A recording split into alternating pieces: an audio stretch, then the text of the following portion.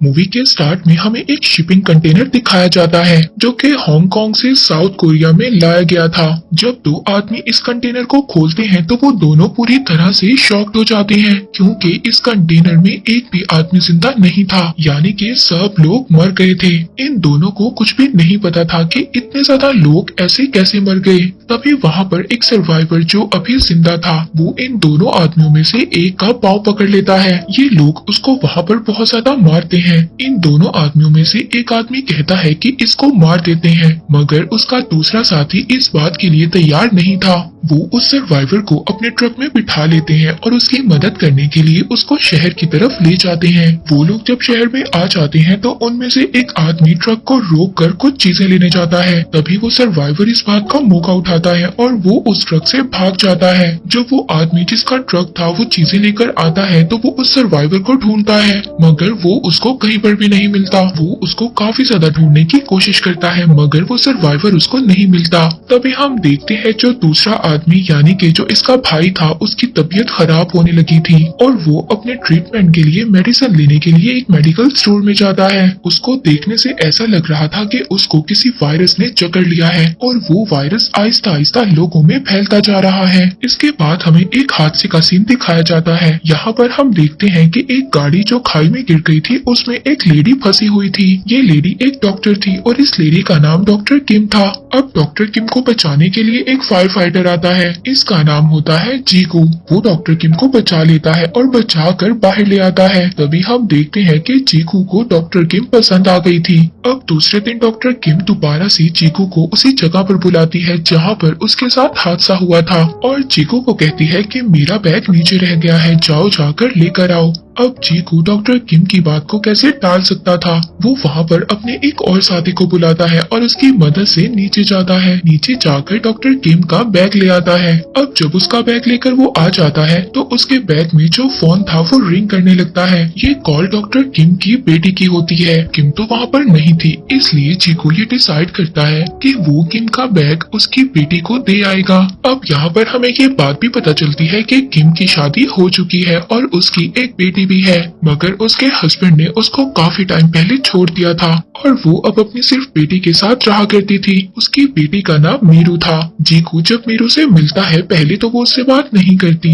मगर जब जीकू उसको थोड़ा सा अच्छा लगता है तो वो अपनी मदर का बैग उससे ले लेती है। अब जीकू अपनी कार में वापस जा रहा होता है। तभी हम देखते हैं कि जीकू के पास जो बस जा रही थी उसमें एक आदमी बहुत जोर जोर से खांस रहा था। इसका मतलब ये है कि ये वायरस अब आहिस्ता आहिस्ता फैल रहा था। दूसरी तरफ जब किम की बेटी घर वापस आ जाती है तो वो अपनी मदर को उनका बैग देती है। वो देखकर बहुत ज्यादा खुश होती है और पूछती है कि ये तुम्हें कहाँ से मिला। तभी वो बताती है कि मुझे जीकू नाम के एक अंकल ने ये बैग दिया है। किम इस बात को समझ गई थी कि ये वही फायर फाइटर है और वो दिल ही दिल में उसका शुक्रिया अदा करती है। अब किम और उसकी बेटी दोनों मिलकर एंजॉय कर रही होती हैं। तभी किम को हॉस्पिटल से कॉल आती है कि एक बहुत बड़ी इमरजेंसी है, एक अजीब सा केस है, जल्दी से हॉस्पिटल आ जाएं। अब किम अपना फर्ज निभाने के लिए हॉस्पिटल चली जाती है। वो रास्ते में अपनी मदर को भी कॉल करती है कि आप मीरू के पास चली जाएं, वो घर में अकेली है। जब वो हॉस्पिटल के सीन को देखती है तो हर तरफ भगदड़ मची हुई थी। तभी हम यहाँ पर वही पेशेंट देखते हैं। वो कोई और नहीं था बल्कि जो हमने वो मूवी के स्टार्ट में दो भाइयों को देखा उनमें से उसका एक भाई था जिस पर वायरस असर कर गया था और उसकी हालत बहुत ज्यादा खराब थी और उसकी बॉडी में बुरी तरह से रेड रैशेस पड़ चुके थे। उसके पास से एक फोन भी मिलता है। अब जब डॉक्टर उसके फोन को चेक करते हैं तो उसके मोबाइल में उनको कंटेनर की वीडियो मिलती है जिसमें बहुत ज्यादा लोग मरे हुए थे। अब किम बाहर आती है और उसके भाई से पूछती है कि ये कंटेनर तुम्हें कहाँ पर मिला और ये रिकॉर्डिंग तुमने कैसे की। वो वहाँ पर किम की बात का कोई भी जवाब नहीं देता और गुस्से में अपने भाई से मिलने जा रहा था। सभी लोग उसको रोक रहे थे। जब वो अपने भाई को जाकर देखता है तो वो पूरी तरह से शॉक्ड हो जाता है क्योंकि उसके भाई की डेथ हो गई थी। जब वो अपने भाई को टच करता है तो सभी डॉक्टर उसको रोकते हैं, मगर वो अपने भाई को ऐसे देखकर बिल्कुल टूट चुका था और वो वहाँ पर अपने उन्हीं हाथों से बाकी लोगों को भी टच करने लगता है, मगर सभी डॉक्टर्स इसको कंट्रोल कर लेते हैं। इसके बाद हम मीरू को देखते हैं जिसको वही सर्वाइवर मिलता है जो कंटेनर में बच गया था। मीरू उसको खाने के लिए खाना देती है। वो सर्वाइवर बार बार मीरू से यही बोल रहा था कि तुम मुझसे दूर रहो, लेकिन मीरू उस सर्वाइवर को बार बार अपना नाम बता रही थी और उसके पास जा रही थी। तभी वो सर्वाइवर वहाँ पर जोर जोर से खांसने लगता है। मीरू अब यहाँ पर परेशान हो गई थी। तभी वो अपने चीकू अंकल को कॉल करती है और उनको वहाँ पर बुलाती है। जब वो लोग वहाँ पर दोबारा पहुँचते हैं तो वो सर्वाइवर वहाँ से जा चुका था। हमें बहुत बुरा मंजर दिखाया जाता है जहाँ पर लोग जोर जोर से खांस रहे थे और सभी में एक एक कर ये स्ट्रेंज वायरस फैलने लगा था। अब डॉक्टर्स और पुलिस मिलकर उस कंटेनर को ढूंढ लेते हैं। जब वो उस कंटेनर को देखते हैं तो उसमें काफी ज्यादा लोगों की लाशें थी। वो वहाँ पर उस एरिया को सैनिटाइज करते हैं और उसके बाद उस कंटेनर को जला देते हैं ताकि ये वायरस यहीं पर खत्म हो जाए। मगर ये वायरस पूरे साउथ कोरिया में फैल चुका था। तभी हम देखते हैं कि मीरू अपने चीकू अंकल के साथ एक मॉल में थी। चीकू वहाँ पर मीरू से उसकी मदर का नंबर भी मांगता है ताकि वो उसको उसकी मदर के पास सेफली भेज सके। तभी हम देखते हैं कि मीरू को खाते हुए नींद आ जाती है और वो सो जाती है। चीकू उसको उठाकर बाहर ले आता है। तभी वो आकर देखता है कि मॉल में हर तरफ भागदड़ मची हुई थी। हर तरफ लोग खांस रहे थे, बेहोश हो रहे थे। तभी चीकू की नजर एक लेडी पर पड़ती है जो कि स्टेयर्स पर खड़ी थी और वहीं पर वो बेहोश हो जाती है। और तभी चीकू मीरू को छोड़कर उस लेडी को बचाने के लिए जाता है। और दूसरी तरफ डॉक्टर की टीम उस आदमी के फोन की रिकॉर्डिंग देख रही थी। तभी डॉक्टर्स को उस रिकॉर्डिंग में वही सर्वाइवर नजर आता है। वो डॉक्टर सभी को उस सर्वाइवर की पिक्चर दे देते हैं। वो डॉक्टर्स बताते हैं कि ये वायरस काफी ज्यादा जानलेवा है और इस वायरस का नाम है H5N1 और इस वायरस की वजह से एक आदमी 24 या 36 घंटे में मर जाता है। और ये वायरस सबसे पहले चाइना में आया था। किम जिस हॉस्पिटल में काम करती थी वहाँ पर चीफ सभी डॉक्टर्स और लोगों को बुलाते हैं और इस वायरस के बारे में बताते हैं। डॉक्टर्स उनको बताते हैं कि अगर हमने ये वायरस नहीं रोका तो ये वायरस पूरे साउथ कोरिया और नॉर्थ कोरिया में फैल जाएगा। लेकिन वहाँ के चीफ शहर को बंद करना नहीं चाहते थे। तभी वो लोग विंडो से देखते हैं कि एक पेट्रोल पंप पर बहुत बड़ा धमाका होता है जिसकी वजह से सभी गाड़ियां आपस में टकराने लगती हैं। तभी लोग गाड़ियों से बाहर आकर बेहोश होने लगते हैं। तभी वहाँ की गवर्नमेंट ये डिसाइड करती है कि ये पूरे सिटी को इवैक्यूएट कर देंगे और ये सबको इस जगह से कहीं दूर ले जाएंगे। अब सब लोग यहाँ से चले जाते हैं मगर डॉक्टर किम यहाँ से नहीं जाती क्योंकि उसकी बेटी उसके साथ नहीं थी और अब बस एक लास्ट फ्लाइट ही बची हुई थी। तभी वो अपनी बेटी को कॉल करती है और उसका फोन चीकू उठाता है। वो उसको वहाँ पर मॉल के हालात बताता है। वो उसको बताता है कि सभी लोग बुरी तरह से खांस रहे हैं और बेहोश हो रहे हैं। किम उसकी ये बात सुनकर मॉल पहुंचती है। जब वो मॉल जाती है तो वहाँ पर गवर्नमेंट ने लॉकडाउन लगा दिया था, इसलिए हर तरफ अफरा तफरी थी। लोग खाने पर टूट रहे थे। ऐसा लग रहा था कि बस दुनिया खत्म होने वाली है। अब यहाँ पर चीकू मीरू को ढूंढ रहा था। पहले तो वो उसको नहीं मिलती मगर बहुत ज्यादा ढूंढने के बाद वो उसको मिल जाती है। तभी वहाँ पर मिलिट्री आ जाती है और वो सब लोगों को मॉल के अंदर रहने का कहती है। किसी को भी बाहर आने की इजाजत नहीं होती। और तभी मॉल का शटर बंद कर दिया जाता है क्योंकि हर चीज को लॉक किया जा रहा था ताकि ये वायरस कहीं और ना फैल सके। लेकिन कुछ लोग भागते हुए उस शटर से बाहर आ जाते हैं जिसमें ये तीनों भी होते हैं। डॉक्टर किम यहाँ पर चीकू को भी कहती है कि लास्ट फ्लाइट बची हुई है, तुम भी मेरे साथ चलो। मगर चीकू उसके साथ जाने से मना कर देता है। वो कहता है कि मेरा काम है लोगों को बचाना, इसलिए अब वो अपने एक साथी को वहाँ पर बुलाता है और शटर में फंसे हुए लोगों को वहाँ से निकालने लगता है। डॉक्टर किम अपनी बेटी को लेकर एयरपोर्ट पहुंच जाती है। बस चेकिंग के बाद वो लोग जाने ही वाले थे। तभी वहाँ पर मीरू खांस देती है। मीरू को खांसते हुए एयरपोर्ट का स्टाफ देख लेता है। एयरपोर्ट का स्टाफ उनको रोक लेता है। वो कहते हैं कि वो लोग आगे नहीं जा सकते। तभी डॉक्टर किम उनको समझाती है कि इसको एक नॉर्मल कोल्ड है, ये जल्दी रिकवर हो जाएगी और वो उन दोनों को एयरपोर्ट से बाहर निकाल देते हैं। यहाँ पर हमें पता चलता है कि ये वायरस H5N1 है। ये सबसे पहले एक बर्ड को हुआ था और अब ये वायरस इंसानों में भी आ गया था। पूरे सिटी में लॉकडाउन लगा दिया जाता है। जो जहाँ पर था उसको वहीं पर रोक दिया जाता है। अब वहाँ के प्रेसिडेंट मीडिया के जरिए सब लोगों से कांटेक्ट करते हैं कि हम शर्मिंदा हैं, हम इतने ज्यादा लोगों की जान नहीं बचा सके, मगर अब जितने भी लोग बच गए हैं हम पूरी कोशिश करेंगे उन लोगों को बचाने की। अब इसके बाद वहाँ पर मेयर के साथ सब लोगों की मीटिंग होती है। वो इन सबको कहते हैं कि हमें एक बड़ा सा कैंप लगाकर सब लोगों को वहाँ पर रखना चाहिए। लेकिन वहाँ पर सीनियर डॉक्टर उनसे कहते हैं कि अगर हमने ऐसा किया तो जो लोग इन्फेक्टेड नहीं है वो भी इन्फेक्टेड हो जाएंगे और जिन लोगों को वायरस नहीं है वो लोग भी मुसीबत में आ जाएंगे। अब वो लोग कोई भी डॉक्टर की बात तो नहीं सुनता, सभी मेयर की बात को सुन लेते हैं क्योंकि हमें पता है कि गवर्नमेंट के पास एक अलग ही पावर होती है। गवर्नमेंट पब्लिक में अनाउंस करती है कि साउथ कोरिया में एक वायरस फैल गया है और हमें सब लोगों को एक कैंप में रखना होगा। अब ये न्यूज आने के बाद हर जगह पर मिलिट्री फैल जाती है। अब सब लोगों को घरों से निकाला जा रहा था और उस कैंप में रखा जा रहा था। हम देखते हैं कि WHO के हेड और साउथ कोरिया के प्रेसिडेंट दोनों मीटिंग करते हैं। डॉक्टर प्रेसिडेंट को मीटिंग में बताते हैं कि हम जो कर रहे हैं वो बिल्कुल गलत है, ऐसे तो और लोगों को भी वायरस लग जाएगा।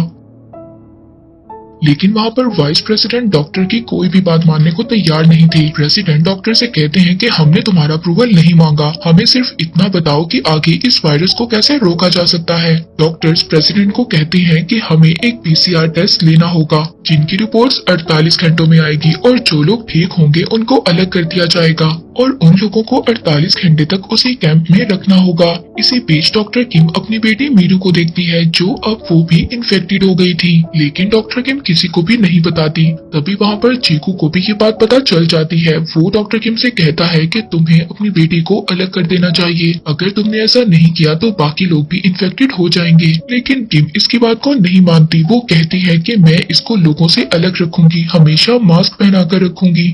फिर अगले दिन सुबह हम सिटी को देखते हैं जहाँ पर हर चीज रुक गई थी। अब मिलिट्री वालों को भी वो सर्वाइवर मिल गया था और वो अब उसके लिए एक अलग कैंप बनाते हैं। और तभी गवर्नमेंट ये डिसाइड करती है कि उस कैंप में से जो गवर्नमेंट ने बनाया था वहाँ पर से कोई भी आदमी बाहर नहीं जाना चाहिए। अगर ऐसा हुआ तो बाकी कंट्रीज में भी ये वायरस फैल सकता है। मीरू की भी हालत बहुत ज्यादा उस वायरस की वजह से खराब हो रही थी। वो बार बार बेहोश हो रही थी और उसकी बॉडी पर भी रेड से रैशेस आ गए थे। डॉक्टर किम अपनी बेटी को बचाने की बहुत ज्यादा कोशिश करती है। वो बार बार गॉड से प्रेयर भी कर रही थी, मगर अभी तक इस वायरस की कोई भी वैक्सीन नहीं बनी थी। वहाँ पर उसी सर्वाइवर का भी डॉक्टर टेस्ट कर रहे थे। तभी डॉक्टर्स की टीम किम के पास आती है और उसको भी वो अपनी टीम में शामिल होने का कहती हैं, क्योंकि डॉक्टर किम एक स्पेशलिस्ट थी। अब सब डॉक्टर्स जब उस सर्वाइवर का टेस्ट करते हैं तो उनको पता चलता है कि वायरस होने के बावजूद उस सर्वाइवर को कुछ भी नहीं हुआ और वो बिल्कुल ठीक हो गया और वो इस वायरस से अब बिल्कुल रिकवर हो गया है।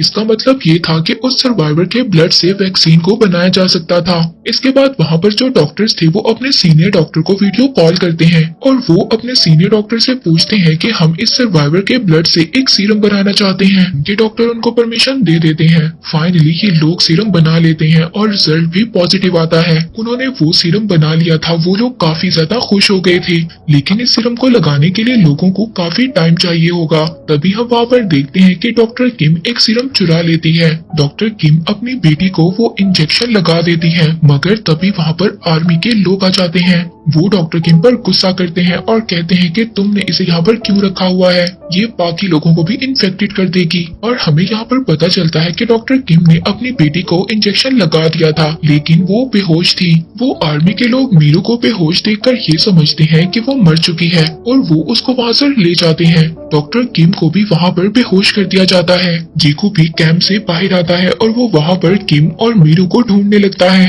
मगर तभी वो अपने सामने एक बहुत ही खौफनाक मंजर देखता है। यहाँ पर जितने भी लोग मर गए थे सबको उठाकर एक गड्ढे में डाला जा रहा था ताकि सब लोगों को जलाया जा सके जो मर चुके थे, ताकि इस वायरस वाली डेड बॉडीज को खत्म किया जा सके। तभी चीकू वहाँ पर भागता है और मीरू की डेड बॉडी को ढूंढने लगता है, लेकिन मीरू उसको वहाँ पर कहीं नहीं मिलती। वो जोर जोर से उसका नाम लेकर बुलाता है। तभी वहाँ पर उसको एक बॉडी नजर आती है जो कि मीरू की थी। वो उसको उठाता है और गले लगा लेता है। तभी उसको पता चलता है कि मीरू अभी भी जिंदा है। दूसरी तरफ किम को भी होश आ गया था और वो भी अपनी बेटी को ढूंढ रही थी, लेकिन वो उसको कहीं पर भी नहीं मिलती। इसके बाद हम यहाँ पर एक बहुत ही इमोशनल सीन देखते हैं। हम एक सोल्जर को देखते हैं जो अपनी मदर को ढूंढ रहा था। तभी उसको उसकी मदर मिल जाती है, लेकिन उसको पता चलता है कि उसकी मदर भी इन्फेक्टेड हो चुकी हैं। उस सोल्जर को अभी तक ये पता था कि इस वायरस की कोई भी वैक्सीन नहीं बनी है। वो सोल्जर अपनी मदर के गले लग जाता है क्योंकि उसकी मदर मरने वाली थी, मगर तभी कुछ लोग उस सोल्जर को उसकी मदर से अलग कर देते हैं और उसको मारने लगते हैं। उस सोल्जर की मदर सबसे कहती है कि मेरे बेटे को मत मारो, उसकी कोई गलती नहीं है। तभी दूसरी तरफ हम चीकू को देखते हैं जो मीरू को लेकर भाग रहा था। तभी वहाँ पर एक आर्मी वाला उसको भागते हुए देख देख लेता है और उस पर फायरिंग करता है, मगर तभी बहुत ज्यादा लोग आर्मी वालों पर अटैक कर देते हैं और उनको मारने लगते हैं। तभी किम को ये बात याद आती है कि उसकी बेटी के पास एक वॉकी टॉकी है और वो अब उस वॉकी टॉकी से बार बार अपनी बेटी को मैसेज दे रही थी। तभी ये मैसेज चीकू रिसीव करता है और वो किम से कहता है कि उसकी बेटी उसके पास है और वो बिल्कुल ठीक है। हम लोग देखते हैं कि उस सर्वाइवर को एक वैन में बिठाकर कहीं और शिफ्ट किया जा रहा था। तभी उनकी वैन पर बहुत सारे लोग अटैक कर देते हैं। उस वैन में डॉक्टर किम भी साथ थी। वो उस सर्वाइवर को वैन से बाहर निकाल लेते हैं और उसको चाकू से मारने लगते हैं। उन लोगों को ये लग रहा था कि इस आदमी की वजह से उनके अपनों की जान गई है। तभी हम देखते हैं कि डॉक्टर उसको बचा लेते हैं और वहाँ से चले जाते हैं। तभी हम बाहर का सीन देखते हैं जहाँ पर लाखों की तादाद में लोग थे और सबके हाथों में अजीब किस्म के हथियार थे। और अब हमें पता चलता है कि वो सर्वाइवर भी मर गया था। वो अकेला था जिसके ब्लड से वैक्सीन बनाई जा सकती थी। तभी वहाँ पर हाईवे के दरमियान में जो लोग थे, आर्मी वाले उन पर फायर कर रहे थे और उन लोगों को मार रहे थे। जब ये चीज प्रेसिडेंट देखते हैं तो बहुत ज्यादा गुस्सा होते हैं। वो वहाँ पर सबसे कहते हैं कि ये काम करने का ऑर्डर किसने दिया। तभी वाइस प्रेसिडेंट कहते हैं कि ये ऑर्डर मैंने दिया है, हमें लोगों की जान बचानी है। अगर हमने ऐसा नहीं किया तो पूरा कोरिया सिटी तबाह हो जाएगा। डॉक्टर किम प्रेसिडेंट से वीडियो कॉल करती है और उनको बताती है कि मेरी बेटी मीरू भी अब रिकवर हो गई है और उसके ब्लड से भी वैक्सीन बनाई जा सकती है। ये बात डॉक्टर किम की प्रेसिडेंट मान जाते हैं और उनकी बेटी को क्वारंटाइन से निकालने का ऑर्डर दे देते हैं। लेकिन वहाँ पर अमेरिकन प्रेसिडेंट और WHO के लोग प्रेसिडेंट के ऑर्डर को नहीं मानते। वो इनके ऑर्डर को कैंसिल कर देते हैं। वो कहते हैं कि अगर एक भी आदमी क्वारंटाइन से बाहर आया तो उन पर हम मिसाइल छोड़ देंगे, उनको मार देंगे। कोई भी प्रेसिडेंट की बात नहीं मान रहा था। तभी हम देखते हैं कि बहुत ज्यादा लोगों में मीरू आगे आ जाती है और उसकी मदर किम उसको देख लेती है। वो दोनों एक दूसरे से मिलने के लिए भागने लगती हैं। तभी आर्मी वाले उनको फायर करना स्टार्ट कर देते हैं और एक गोली आकर किम के बाजू पर लग जाती है। वहाँ पर चीकू भी आ जाता है, वो किम को पकड़ लेता है। तभी अपनी मदर के सामने मीरू आ जाती है। वो अपनी मदर के आगे आकर खड़ी हो जाती है और कहती है कि प्लीज मेरी मदर को गोली मत मारो, और बार बार यही कह रही थी कि प्लीज मेरी मदर को गोली मत मारो। और ये काफी ज्यादा इमोशनल सीन था। तभी वहाँ पर जब सब लोग देखते हैं कि एक बच्ची जो सबको बचाने की कोशिश कर रही है, वो सब लोग उसके आगे आकर खड़े हो जाते हैं। अब जब प्रेसिडेंट ये सब बातें देख रहे थे तो वो सभी ऑर्डर्स को कैंसिल कर देते हैं, क्योंकि अब आर्मी उनके कंट्रोल में थी, ना कि अमेरिका के कंट्रोल में। तभी वहाँ पर ये अनाउंस किया जाता है कि हम लोग जल्दी सीरम बना लेंगे, हम लोग आप लोगों को सभी फैसिलिटीज देंगे। ये सुनकर सभी लोग बहुत ज्यादा खुश हो जाते हैं। तभी हम देखते हैं कि मीरू को डॉक्टर्स एक एम्बुलेंस में ले जाते हैं ताकि उसके ब्लड से सीरम बनाया जा सके। जाते जाते जीगू मीरू को ये कहता है कि अगर तुम बीमार लोगों की हेल्प करोगी तो गॉड तुम्हारी हेल्प करेंगे। और फिर वो चली जाती है और फिर इसके बाद कुछ दिन बाद सब कुछ ठीक हो जाता है। लास्ट सीन में हम किम को देखते हैं जो अपनी बेटी के साथ चीकू के साथ वेकेशंस पर जाती है। और इसी के साथ ये मूवी यहीं पर एंड हो जाती है।